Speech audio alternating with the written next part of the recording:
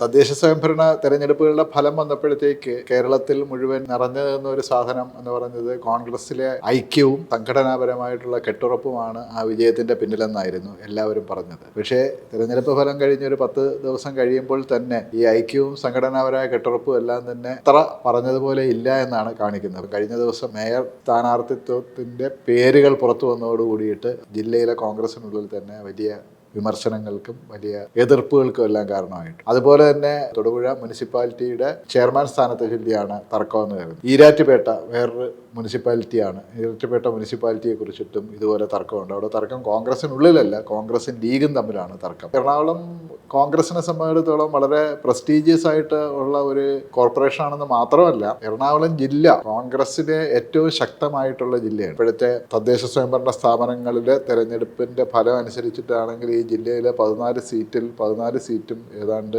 UDF കിട്ടുമെന്നാണ്. UDF കിട്ടുമെന്ന് പറഞ്ഞാൽ ഏറ്റവും കൂടുതൽ സീറ്റ് കിട്ടുന്ന കോൺഗ്രസിന് കിട്ടുന്ന ഒരു ജില്ലയായിരിക്കും. കാരണം ബാക്കി UDF ഏറ്റവും കൂടുതൽ ഭൂരിപക്ഷം കിട്ടാൻ പോകുന്ന ജില്ല എന്ന് പറയുന്നത് മലപ്പുറം ജില്ലയാണ്. അവിടെ 16 സീറ്റാണ് ഉള്ളത്. അതിന്റെ ഭൂരിഭാഗവും മുസ്ലിം ലീഗിനാണ് പോകുന്നത്. അപ്പൊ ഇങ്ങനെ ഒരു ജില്ലയിൽ സാധാരണഗതിയിൽ എല്ലാവരും പ്രതീക്ഷിക്കുക എന്ന് പറഞ്ഞാൽ, പ്രത്യേകിച്ച് അടുത്ത 6 മാസത്തിനുള്ളിൽ നിയമസഭാ തെരഞ്ഞെടുപ്പ് നടക്കാനിരിക്കെ ഇത്തരത്തിലുള്ള കാലുഷ്യങ്ങൾ ഉണ്ടാവാതിരിക്കുക എന്നുള്ളതാണ് എല്ലാവരും പ്രതീക്ഷിക്കുന്നത്. പക്ഷെ അതിന് നേരെ വിപരീതമായിട്ടാണ് ഇപ്പോൾ സംഭവിച്ചിട്ടുള്ളത്.